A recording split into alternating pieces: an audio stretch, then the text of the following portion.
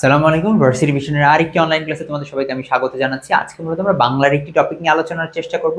বাংলার যে বিষয়গুলো নিয়ে আমরা আজকে পড়বো সেগুলো এখানে অলরেডি স্ক্রিনে তোমরা দেখতে পাচ্ছ। শব্দ আছে, শব্দের উৎসগুলো আছে, কারক আছে, বিভক্তি আছে, দ্বিরুক্ত শব্দ আছে। এই যে টপিকগুলো আছে এগুলো কিন্তু আমরা এর আগেও পড়ে আসছি।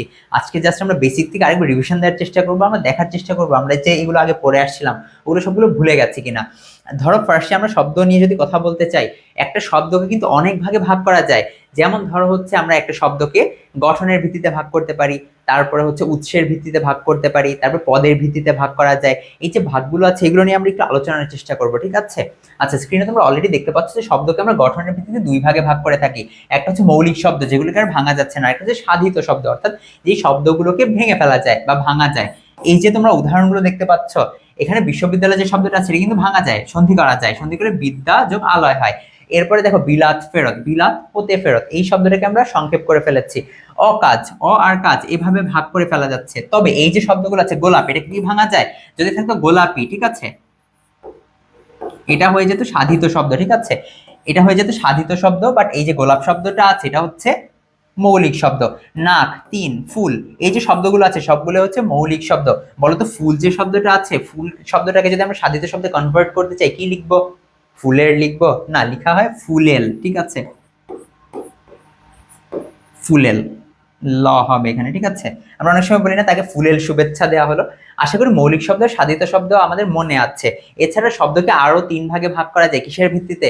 শব্দকে অর্থের ভিত্তিতে, ঠিক আছে, অর্থানুসারে তিন ভাগে ভাগ করা যায়। এখানে দেওয়া আছে যৌগিক শব্দ আছে, রূঢ় বা রূঢ়ি শব্দ আছে, আর যোগ রূঢ় শব্দ আছে। এখানে একটা জিনিস আমাদের মাথায় রাখতে হবে, যেই শব্দটা আমরা সিলেক্ট করবো বা পরীক্ষায় এসেছে ওই শব্দটাকে ভাঙার পর ওই শব্দের ব্যুৎপত্তিগত অর্থ, অর্থাৎ এটাকে ভাঙার পরে আর হচ্ছে ব্যবহারিক অর্থ যেটা আছে সেটা যদি সেম থাকে সেটাকে বলা হয় যৌগিক শব্দ। আর শব্দটাকে ভাঙার পর এর যে হচ্ছে ব্যুৎপত্তিগত অর্থটা এসেছে আর যে ব্যবহারিক অর্থ আছে সেটা সেম যদি না থাকে সেটাকে হয় রূঢ়ি হবে, না হয় যোগ রূঢ় হবে, ঠিক আছে। বুঝতে পেরেছো কি বলেছে? আবার বলছি, যদি অর্থটা সেম থাকে ভাঙার পর, শব্দটাকে ভাঙার পর এর যে ভাঙা অংশগুলো আছে সে তার অর্থটা যদি সেম থাকে সেটাকে বলা হয় যৌগিক শব্দ। আর ভাঙার পর যে অর্থগুলো আমরা পাবো আর যে ব্যবহারিক অর্থ সেটা যদি ভিন্ন হয় সেটাকে আমরা বলবো রূঢ় শব্দ অথবা যোগ রূঢ় শব্দ। এর মধ্যে আবার পার্থক্য আছে, যেই শব্দগুলো ভাঙার পর বা ভেঙে ফেলার পর বা বর্ধিত করার পর শব্দের অর্থগুলো হচ্ছে সেম আমরা পাবো না, সেই শব্দগুলোর মধ্যে শব্দগুলো যদি সমাস নিষ্পন্ন হয়, সমাস তো আমরা পড়ে আসছি, সমাস নিষ্পন্ন হলে সেটা হচ্ছে যোগরূঢ় শব্দ হয়ে যাবে। আর বাকি সন্ধি হতে পারে, তারপর হচ্ছে প্রত্যয় যুক্ত হতে পারে, উপসর্গ যুক্ত হতে পারে। এভাবে যে শব্দগুলো পাওয়া যায় সেগুলোকে রূঢ় বা রূঢ়ি শব্দ বলে। চলো আমরা একটু উদাহরণ দিয়ে ভেঙে দেখি। গায়ক যে শব্দটা আছে সেটাকে কিভাবে লেখা হয়? গই যোগ অক, ঠিক আছে। আবার ধর হচ্ছে কর্তব্য, এভাবেই তো লেখা হয়। আচ্ছা, চিকা মারা যে শব্দটা আছে এই শব্দটার অরিজিনেশনটা তোমাদের জানা আছে? ধরো ব্রিটিশ যারা যখন আমাদের অঞ্চলে ছিল ওদের এগেইনস্টে আমাদের দেয়ালের ভিতরে নানা ধরনের পেন্টিং করে আসতো। এটা নর্মালি রাতের বেলা করতে যেত, ঠিক আছে। ওই সময় নর্মালি কি হয়, আমাদের যে ওয়ালগুলো আছে ওয়ালের পাশে অনেক সময় চিকা পড়ে থাকতো, ঠিক আছে, ওগুলো পাড়া খেয়ে বা কোনোভাবে ভর্তা হয়ে যেত বা মারা যেত। সেই টার্ম থেকে ওরা চিকা মারা চলে আসছে, ঠিক আছে। ওখান থেকে ওরা টার্ম বলতো যে চল আজকে রাত্রে আমরা চিকা মারতে যাবো, ঠিক আছে। ওখান থেকে দেয়াল লেখনটা চলে আসছে চিকা মারা, ঠিক আছে। চিকা মারা বলতে কি বোঝায়? আমরা বলতে পারছি দেয়াল লিখন, ঠিক আছে। এই যে শব্দগুলো আছে এর যে ব্যুৎপত্তিগত অর্থ পেয়েছি আর যে মেইন অর্থ আছে মেইন অর্থটা কিন্তু সেমই পাচ্ছি আমরা, ঠিক আছে। এই জন্য যৌগিক শব্দ হয়েছে। আর রূঢ় বা রূঢ়ি শব্দ যেগুলো আছে যদি সমাস নিষ্পন্ন হয়, অর্থাৎ যে শব্দগুলোকে সমাস দ্বারা ভাগ করা যায় বা সমাস নিষ্পন্ন করা যায়, বা হচ্ছে ধরো আমরা হচ্ছে সমাস সাধিত যে শব্দগুলো আছে ওই শব্দগুলো হচ্ছে যোগ রূঢ় শব্দ, ঠিক আছে। আর রূঢ়ি শব্দগুলো হচ্ছে সন্ধির মাধ্যমে হতে পারে। যেমন দেখো হস্ত যোগ ই, এখানে হস্ত বলতে তো হাত বোঝায়, আর ই এখানে কি হাত বোঝাচ্ছে না বড় একটা প্রাণীকে বোঝাচ্ছে? প্রাণীকে বোঝাচ্ছে। অর্থাৎ এই ভাঙার পর যে ব্যুৎপত্তিগত অর্থটা পেয়েছি এর সাথে ব্যবহারিক অর্থের কোনো মিল নাই। মিল না থাকলে সেটা হচ্ছে রূঢ় শব্দ বা যোগ রূঢ় শব্দ। বাট এটা হচ্ছে সন্ধির মাধ্যমে হচ্ছে, তাই এটা রূঢ় শব্দ বলছে। আর যদি সমাসের মাধ্যমে হতো সেটা হয়ে যেত যোগ রূঢ় শব্দ। যেমন দেখি এখানে পঙ্কজ বা পঙ্কে জন্মে যে, এটাই তো বোঝায়। এটাকে যদি আমরা সমাস নিষ্পন্ন করি পঙ্কে জন্মে যে, পঙ্কে জন্মে যে, বাট পঙ্কজ বলতে কি বোঝায়? পঙ্কজ বলতে মূলত পদ্ম ফুলকে বোঝায়।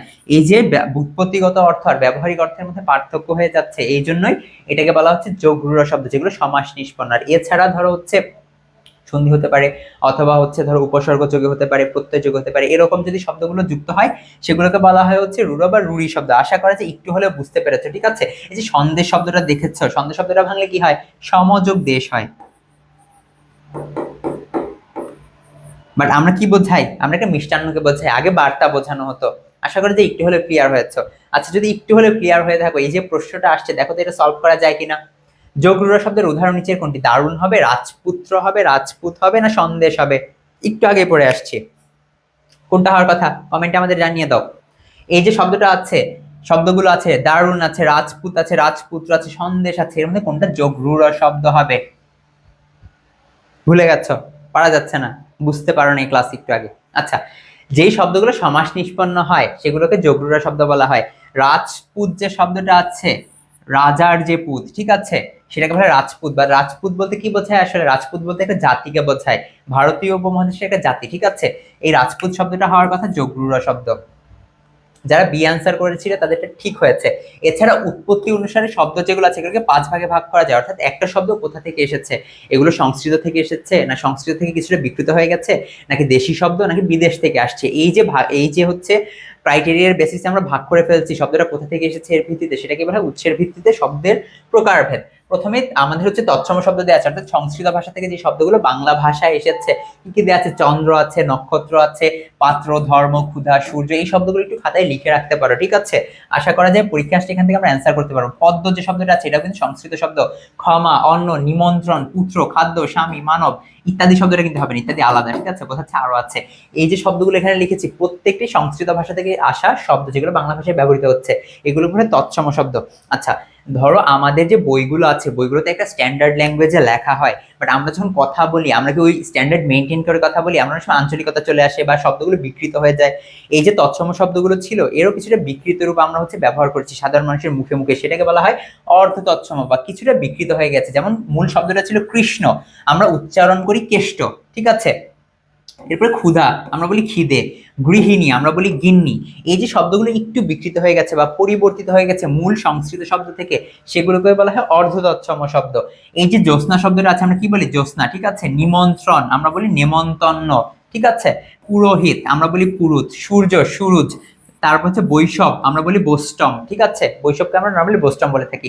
পত্র আমরা বলি পত্তর, চন্দ্র চন্দর, প্রীতি প্রীতি, তারপর শ্রাদ্ধ শ্রাদ্ধ। এই যে শব্দগুলো কিছুটা বিকৃত হয়ে গেছে বা হচ্ছে পরিবর্তিত হয়ে গেছে আমাদের মুখে মুখে, এই শব্দগুলোকে বলে অর্ধ তৎসম শব্দ। এই শব্দগুলো খাতায় লিখে রাখতে পারো, ঠিক আছে।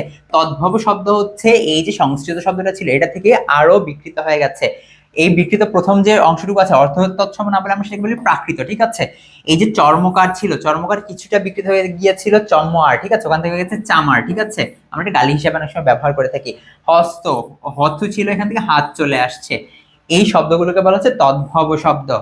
আশা করি পরীক্ষায় আসলে এই স্লাইড থেকে যদি কোনো প্রশ্ন চলে আসে অ্যান্সার করে দিয়ে আসতে পারবো।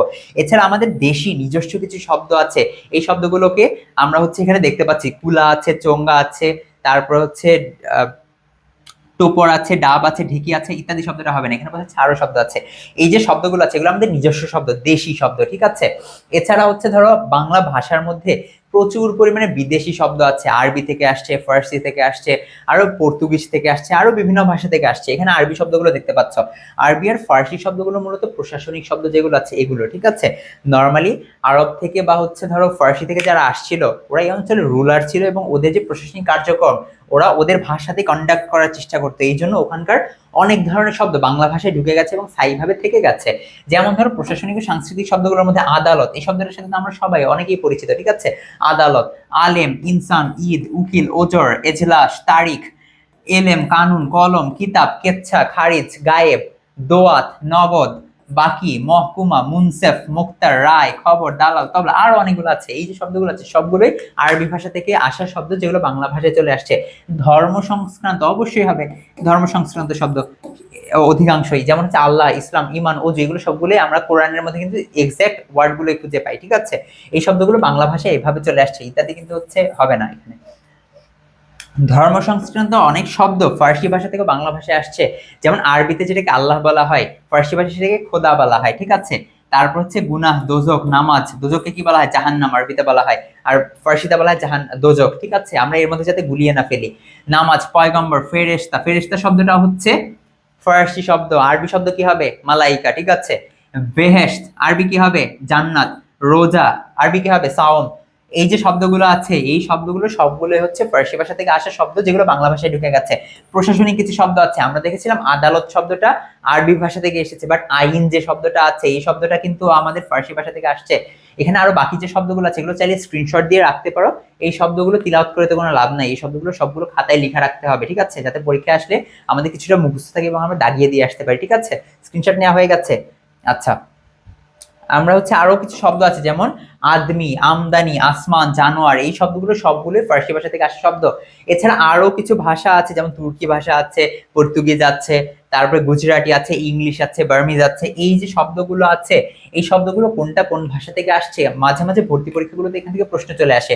আশা করা যায় এগুলো যদি আমরা কয়েকবার বারবার প্র্যাকটিস করি আমরা এখান থেকে যে প্রশ্নগুলো হবে ওগুলো হয়তো ভুল করে আসবে না, ঠিক আছে। চাইলে এই পৃষ্ঠাটার স্ক্রিনশট তোমরা রেখে দিতে পারো, অথবা হচ্ছে আমাদের কমেন্ট করে জানিয়ে রাখতে পারো। আমাদের যে দাগানো পিডিএফ স্লাইডের যে হচ্ছে পিডিএফ ভার্সনটা আছে, আমাদের যে টিম কাজ করছে ওরা তোমাদের কাছে পাঠিয়ে দেওয়ার চেষ্টা করবে, ঠিক আছে। আচ্ছা, এখানে কিন্তু বিশ্ববিদ্যালয় ভর্তি পরীক্ষায় আসা এবং আসার মধ্যে প্রশ্নগুলো থেকে শব্দগুলো বাছাই করে নিয়ে আসা হয়েছে। এই স্লাইডটা 3 স্টার স্লাইড, সবচেয়ে গুরুত্বপূর্ণ। কেন গুরুত্বপূর্ণ? অনেক সময় আমাদের যে ভর্তি পরীক্ষাগুলো হয় ওখানে প্রশ্ন চলে আসে যে হাট বাজার এই শব্দগুলোর মধ্যে কোন কোন শব্দের মিশ্রণ হয়েছে, কোন কোন ভাষা থেকে আসা শব্দগুলোর মিশ্রণ হয়েছে। এই যে হাট শব্দটা আছে এটা বাংলা ভাষার শব্দ, আর বাজার যে শব্দটা আছে এটা ফার্সি ভাষার শব্দ। এখানে একটা জিনিস মাথায় রাখতে হবে, ফার্সি আর ফরাসি এক না, ঠিক আছে। ফার্সি, ফার্সি মানে পার্সিয়ান অর্থাৎ ইরানিয়ান, বর্তমানে ইরান যেটাকে বলা হয় ইরানিয়ান। আর হচ্ছে ফরাসি, ফরাসি বলতে বোঝায় ফ্রেঞ্চ। আমাদের দেশটা ফ্রান্সের কলোনি ছিল। যেমন আমরা সিরাজউদ্দৌলা নাটকটা যে পড়েছি, সিরাজউদ্দৌলার সাথে হেল্প করতে কে এসেছিল? চন্দননগরে যাদের কুঠি ছিল ফরাসিদের কুঠি ছিল, ফ্রেঞ্চদের কুঠি ছিল, ঠিক আছে। ওই ফ্রেঞ্চদের কিছু কিছু শব্দ বাংলা ভাষায় চলে আসছে, সেটাকে বলা হয় ফরাসি। আর ফার্সি বলতে বোঝায় পার্সিয়ান ল্যাঙ্গুয়েজ। আশা করি বুঝতে পেরেছ। এছাড়া দেখো ডাক্তারখানা, ডাক্তার শব্দটা ইংরেজি শব্দ, খানাটা কি আছে? ফার্সি শব্দ। এখানে সবগুলো ভেঙে ভেঙে দেয়াই আছে। হেড মৌলবী, হেডটা হচ্ছে ইংরেজি ভাষার শব্দ, মৌলবী কোন ভাষার শব্দ? ফার্সি ভাষার শব্দ। কালি কলম, পকেট মার, এটা কিন্তু গুরুত্বপূর্ণ। এই মার যে শব্দটা আছে এই মার শব্দটা হচ্ছে বাংলা ভাষার, ঠিক আছে। আর পকেট তো ইংরেজি ভাষার, এই যে দেখো ইংরেজি আর বাংলার মিশ্রণে গঠিত হয়েছে। এছাড়া বাকি যে শব্দগুলো আছে এই শব্দগুলো খুবই গুরুত্বপূর্ণ, চাইলে স্ক্রিনশট দিয়ে রেখে দিতে পারো, ঠিক আছে। আচ্ছা, আমরা যদি এর পরের স্লাইডে চলে যাই, এটা এখান থেকে হয়তো পরীক্ষা কোনো প্রশ্ন আসবে না, বাট আমরা অনুপাতটা বোঝার চেষ্টা করছি। আমাদের যে হচ্ছে কত নদী সরোবর বইটা আছে হুমায়ুন আজাদের, সেখান থেকে এই ডেটাটা নেওয়া হয়েছে। বাংলা ভাষার মধ্যে দেশি শব্দ আছে মাত্র 2%-এর মতো, ঠিক আছে। এছাড়া 75%ই হচ্ছে অর্ধ তৎসম, দেশি, বিদেশি এগুলো থেকে। তৎসম থেকে যে শব্দগুলো আসছে ওটা মোটামুটি 25%-এর কাছে ধরা হয়।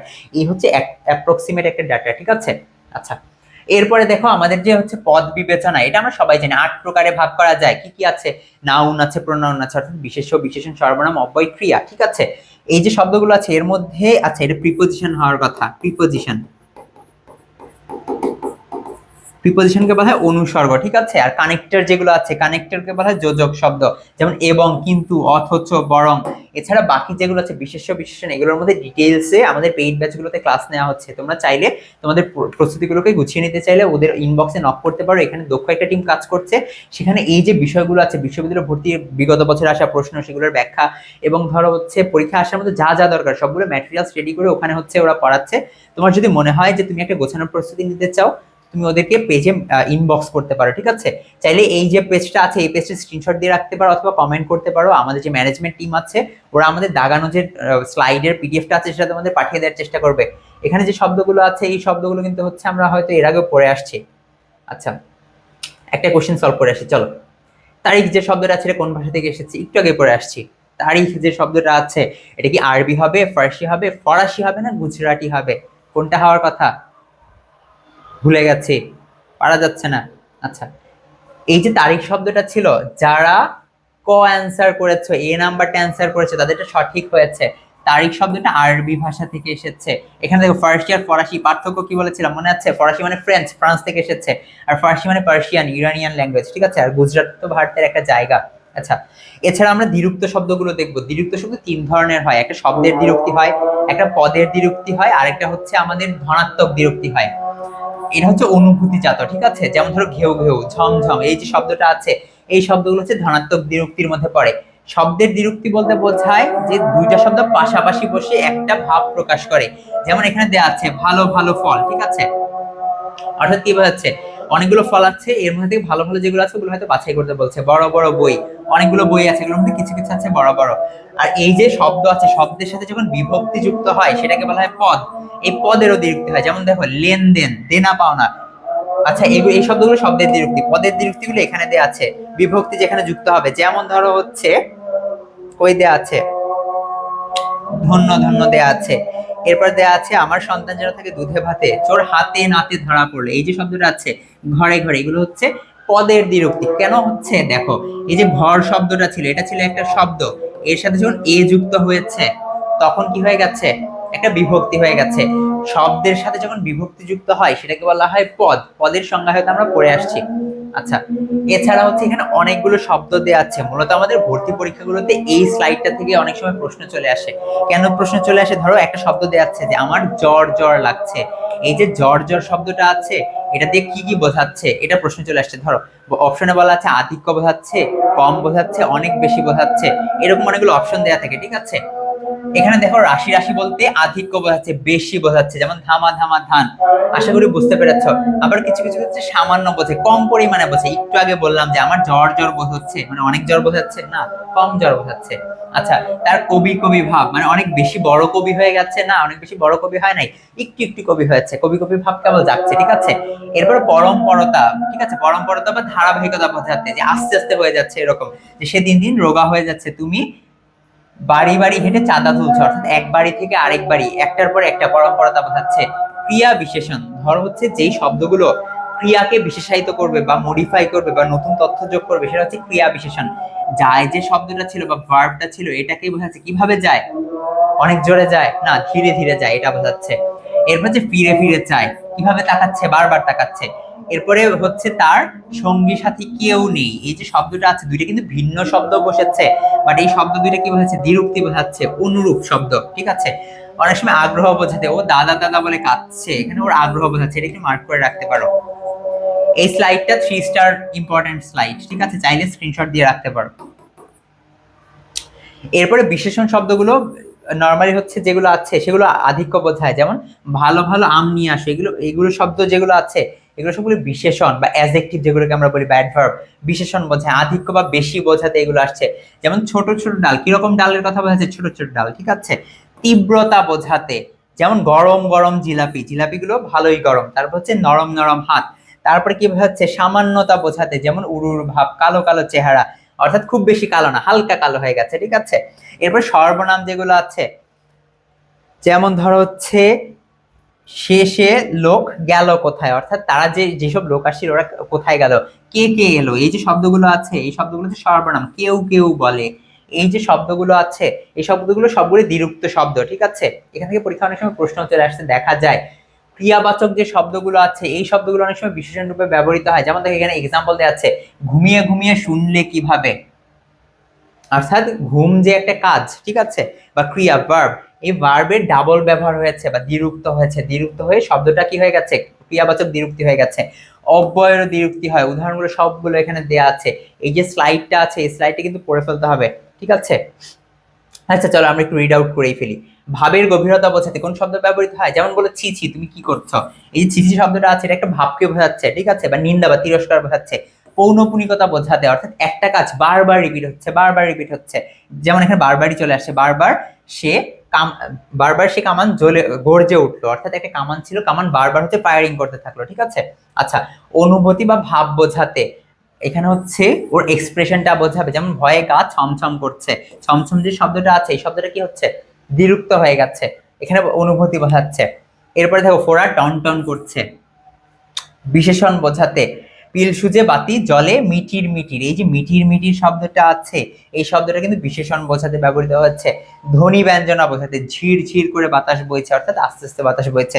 বৃষ্টি পড়ে টাপুর টুপুর, এই যে শব্দগুলো আছে সবগুলোই হচ্ছে অব্যয়ের দ্বিরুক্তি। অব্যয় কাকে বলে, যে পদের কোনো ব্যয় বা পরিবর্তন হয় না, ঠিক আছে। আচ্ছা, এছাড়া আরেকটা দ্বিরুক্তি ছিল, দুইটা পড়েছি, একটা শব্দের দ্বিরুক্তি পড়েছি, পদের দ্বিরুক্তি পড়েছি। পদ কাকে বলে, যে শব্দগুলোর সাথে বিভক্তি যুক্ত সেটাকে পদ বলা হয়। এছাড়া ধনাত্মক দ্বিরুক্তি, অর্থাৎ অনুভূতিজাত শব্দ, যেমন এখানে দেখো ভেউ ভেউ। আচ্ছা, আমরা যখন কান্না করি তখন কি ভেউ ভেউ করি, আচ্ছা যে শব্দটা হয় ওই শব্দটাকে আমরা ধরে নিয়েছি ভেউ ভেউ শব্দ, ঠিক আছে। সে মানুষের ধ্বনির অনুকার, ভেউ ভেউ মানুষের উচ্চারণের উচ্চস্বরে কান্নার ধ্বনি, ঠিক আছে, আমরা ধরে নিয়েছি। কুকুর যেভাবে ডাকে সেটাকে আমরা ধরে নিচ্ছি ঘেউ ঘেউ একটা ধ্বনি, ঠিক আছে। আবার ধরো হচ্ছে ঘচা ঘচ, ধান যখন কাটে তখন কি ঘচা ঘচ শব্দ হয়, যে শব্দটা হয় ওটাকে আমরা ধরে নিয়েছি ঘচা ঘচ, ঠিক আছে। আচ্ছা, এই যে ঝিকিমিকি, আকাশে যখন তারাগুলো জ্বলে ওগুলোকে ঝিকিমিকি শব্দ করে, আচ্ছা যেভাবে জ্বলে ওটাকে আমরা ধরে নিয়েছি একটা অনুভূতিজাত ঝিকিমিকি, ঠিক আছে, যেটা ঔজ্জ্বল্য বোঝায়। আচ্ছা, এখানে বিগত বছরের প্রশ্নগুলো আছে, ওদের যে পেইড ব্যাচ গুলো আছে সেখানে এগুলো নিয়ে খুব ভালোভাবে পড়ানো হচ্ছে। তোমাদের যদি মনে হয় একটা কোশ্চেনের প্রস্তুতি দরকার, তোমাদেরকে ইনবক্স করতে পারো, ঠিক আছে। আচ্ছা, এবার সবচেয়ে গুরুত্বপূর্ণ টপিক, যে টপিকটা আছে এই টপিকটা 100% সংজ্ঞা নির্ভর, অর্থাৎ ধরো একটা শব্দ একটা জায়গায় যেখানে কর্ম হিসেবে ব্যবহৃত হচ্ছে সেটা পরে আরেকটা সেন্টেন্সে গিয়ে সেটা হচ্ছে কর্তা হয়ে যেতে পারে, ডিপেন্ড করবে ওই যে শব্দটা আছে ওই শব্দটা ওই বাক্যের সাথে কোন ধরনের সম্পর্ক বোঝাচ্ছে, কিছুই বুঝে নাই। আচ্ছা, আমরা ভেঙে ভেঙে বোঝাচ্ছি। আচ্ছা, কারক নর্মালি কয় প্রকার হয়? কর্তৃকারক আছে, কর্মকারক আছে, করণ আছে, সম্প্রদান আছে, অপাদান আছে, অধিকরণ আছে, অনেকগুলো কারক আছে। এই কারকগুলোর মধ্যে আমরা যদি কারকগুলো বের করতে চাই আমরা কিছু প্রশ্নের মাধ্যমে কারকগুলো বের করতে পারি, টেকনিক আছে কিছু। যেমন এই যে কোনো সব বাক্য থাকবে, বাক্যের মধ্যে যে একটা ক্রিয়া থাকবে, ওই ক্রিয়াটাকে বা হচ্ছে যে ভার্বটা থাকবে, ভার্বটাকে যদি আমরা কে দিয়ে প্রশ্ন করি বা কারা দিয়ে প্রশ্ন করি, যে অ্যান্সারটা পাওয়া যাবে সেটাকে বলা হবে কর্তৃকারক, অর্থাৎ যে কাজটা করছে। ভার্বটাকে কি অথবা কারা দিয়ে প্রশ্ন করব, ভার্বটাকে সরি কে বা কারা দিয়ে প্রশ্ন করব, কি বা কাকে দিয়ে যদি প্রশ্ন করি সেটা কি হয়ে যাবে? কর্মকারক হয়ে যাবে, কি বা কাকে দিয়ে প্রশ্ন করতে হবে। এরপরে ভার্বটাকে যদি আমরা কিসের মাধ্যমে, কি উপায়ে, কিসের দ্বারা, এগুলো দিয়ে প্রশ্ন করি সেটাকে বলা হবে করণ কারক। আর কিসের মাধ্যমে যদি হচ্ছে কাউকে সত্য ত্যাগ করে কিছু দিয়ে দেওয়া হয় সেটাকে সম্প্রদান বলা হয়। করণ আর সম্প্রদান মোটামুটি একই, ঠিক আছে, বাট এখানে হচ্ছে সত্য ত্যাগ করে দিয়ে দিতে হবে। এরপর দেখো ভার্ব যেটা আছে, ভার্বকে কিসের সাথে বা কোথা থেকে, এই যদি এই যে প্রশ্ন আছে এটা দিয়ে যদি প্রশ্ন করি যে উত্তরটা পাওয়া যাবে সেটাকে বলে অপাদান কারক। এছাড়া অধিকরণ কারক যেটা আছে কোনো কিছুর জায়গা বোঝায় বা বিষয় বোঝায় যদি, তাহলে সেটাকে বলা হবে হচ্ছে করণ কারক। ক্রিয়াটাকে আমরা কি দিয়ে প্রশ্ন করতে পারি? কখন, কোথা থেকে, কি বিষয়ে, এই যে প্রশ্নগুলো আছে বা এই যে প্রশ্নগুলোর যে উত্তরটা পাবো সেটাই হয়ে যাবে ওই কারকগুলো। আশা করি মনে পড়েছে, এগুলো আমরা এর আগে 19 খুব ভালোভাবে পড়ে এসেছি। আমরা এখন একটা বাক্য দেখবো যে বাক্যের মাধ্যমে সবগুলো কারকের আমরা হচ্ছে বিশ্লেষণ পেয়ে যাব। স্ক্রিনে অলরেডি তোমরা হচ্ছে বাক্যটা দেখতে পাচ্ছ, কি লেখা আছে? লেখা আছে হাসান তার প্রাপ্য পুরস্কারের অর্থমূল্য থেকে স্বহস্তে দেশের বন্যা আক্রান্ত মানুষের সেবায় অর্থদান করলেন। অনেক বড় বাক্য হয়ে গেছে। এই যে বাক্যটা আছে এর মধ্যে আমরা যে কারকগুলো পড়েছি সবগুলোই আছে। চলো এটাকে আমরা একটা একটা করে প্রশ্ন করি। এই যে বাক্যটা আছে এর মধ্যে ভার্ব কোনটা আছে? অর্থ দান করলো, এই যে দান করলো এটাকে আমরা কে দিয়ে প্রশ্ন করব? কে দান করলো? হাসান দান করলো, তাহলে এটা কর্মকারক হয়ে যাওয়ার কথা। কি দান করলো? কি দান করলো? আসার কথা কি? আসার কথা হচ্ছে অর্থ দান করলো, অর্থটা কি হয়ে যাবে? কর্মকারক হয়ে যাবে। কিভাবে দান করলো বা কি দিয়ে দান করলো এগুলো দিয়ে যদি আমরা প্রশ্ন করি, কিভাবে দান করেছে? নিজের হাতে দান করেছে। কোথায় আছে দেখো, এখানে বলা আছে যে স্বহস্তে, নিজের হাতে, তাহলে কি হওয়ার কথা? এই যে অপশনে চলে এসেছে স্বহস্তে। কিভাবে দান করেছে? নিজের হাতে দান করেছে, এটা কি হবে? করণ কারক হবে। আশা করি বুঝতে পেরেছ। এই যে বন্যার মানুষদেরকে দান করেছে, দান করার পর তা আবার ফিরিয়ে নিয়েছে না, নেয়নি, সত্য ত্যাগ করে একদম চিরদিনের জন্য দান করে দিয়েছে, সেটাকে বলে সম্প্রদান কারক, যেটা দান করে আর ব্যাক করা যায় না। যেমন ভিক্ষুকে ভিক্ষা দাও, ভিক্ষা দিয়ে কেউ ওর কাছ থেকে আবার টাকাগুলো নিয়ে নেয় না, ঠিক আছে, একবারেই দিয়ে দেয়, এটাকে বলে সম্প্রদান কারক। আচ্ছা, এবার কোথা থেকে দান করলো, দেখো তো কোথা থেকে দান করলো? সে হচ্ছে পুরস্কারের জন্য যে অর্থমূল্যটা ছিল, পুরস্কারের অর্থমূল্য এখান থেকে তো দান করেছে, তাহলে অ্যান্সার কি হওয়ার কথা? দেখো এখানে দেয়া আছে পুরস্কারের অর্থমূল্য থেকে, তাহলে এটা কি হওয়ার কথা? অবশ্যই অপাদান হওয়ার কথা। এরপরে দেখো কোথায় দান করলো, এটা দিয়ে যদি প্রশ্ন করি কোথায় দান করেছে, তার দেশের যে বন্যা আক্রান্ত মানুষ আছে তাদেরকে দান করেছে, এটা কি হওয়ার কথা? অধিকরণ কারক হওয়ার কথা। আশা করি সবাই বের করতে পেরেছ, অথবা পরীক্ষার সময় বের করতে পারবো। এছাড়া কারকের সাথে আরেকটা যে টপিক ওতপ্রোতভাবে জড়িত সেটা হচ্ছে বিভক্তি। বাংলা ভাষায় বিভক্তি কয় প্রকার? 7 প্রকার, ঠিক আছে, এখানে সবগুলো দেওয়া আছে। প্রথমা, দ্বিতীয়া, তৃতীয়া, চতুর্থী, পঞ্চমী, ষষ্ঠী, সপ্তমী। এগুলোর মধ্যে দ্বিতীয় বিভক্তি আর চতুর্থ বিভক্তির যে অপশনগুলো থাকে সেগুলো সেম, কে রে এরে, ঠিক আছে। আচ্ছা, প্রথমা বিভক্তির নাম কি? যেখানে কোনো বিভক্তি থাকে না সেখানে শূন্য বিভক্তি থাকে, ঠিক আছে, সেটাকে প্রথমা বিভক্তিও বলা যায়। অথবা শূন্য থাকে সব জায়গায়, ঠিক আছে। তৃতীয় বিভক্তি হচ্ছে দ্বারা, দিয়া, কর্তৃক, এটা নর্মাল হচ্ছে করণ কারকের ক্ষেত্রে দেখা যায়। পঞ্চমী বিভক্তি কি আছে? হইতে, থেকে, চেয়ে। ষষ্ঠী বিভক্তি কোনগুলো আছে? র, এর, কার, কের, দের, দিগের, এগুলো হয়, ঠিক আছে। এই পেজটা চাইলে স্ক্রিনশট দিয়ে রেখে দিতে পারো। সপ্তমী বিভক্তি কোনগুলো আছে? অন্তস্থ আছে, এ আছে, তে আছে, এতে আছে। এই যে আমরা স্ক্রিনে যে লেখাগুলো দেখতে পাচ্ছি বা যে জিনিসগুলো আমরা পড়াচ্ছি এগুলো কিন্তু 19 আমরা পড়ে আসছি। অনেকদিন না পড়া থাকার কারণে হয়তো অনেক কিছু ভুলে গেছি, হয়তো অনেক কিছু মনে আছে। আমরা আবার বেশি বেশি প্র্যাকটিস করার চেষ্টা করব। কারক বিভক্তির ক্ষেত্রে যে কাজটা মাস্ট করতে হবে সেটা হচ্ছে প্র্যাকটিস, প্র্যাকটিস আর প্র্যাকটিস। প্র্যাকটিস করতে গিয়ে যেখানে ঠেকে যাবা আমাদের ইনবক্সে জানিয়ে দিতে পারো তোমাদের যেখানে সমস্যাগুলো হচ্ছে, ওগুলো নিয়ে আমাদের একটা টিম কাজ করছে। ওই প্রশ্নগুলো বা দ্বিধান্বিত যে প্রশ্নগুলো আছে ওগুলো নিয়ে আমরা আরো ক্লাস নেওয়ার চেষ্টা করবো বা সমাধান করে দেওয়ার চেষ্টা করবো, ঠিক আছে? আচ্ছা, এখানে কর্তৃকারকের অনেকগুলো প্র্যাকটিস দেওয়া আছে, চলো আমরা দেখি, কিছু দেখার চেষ্টা করবো, ঠিক আছে? মানুষ ভাবে এক আর হয় আরেক, এই যে মানুষের নিচে দাগ দেওয়া আছে, এখানে ভার্ব কোনটা আছে? আচ্ছা, এখানে যে শব্দটা মানুষটা আছে, মানুষটা কোন কারক হওয়ার কথা? অবশ্যই কর্তা কারক হওয়ার কথা, ঠিক আছে? ব্যক্তিকে বোঝাচ্ছে। ঘোড়ায় ঘাস খায়, ভার্ব আছে কোনটা? পেয়ে গেছো। ঘোড়া যে শব্দটা আছে তাহলে কি হবে? কে খায়? ঘোড়া খায়, তাহলে কি হওয়ার কথা?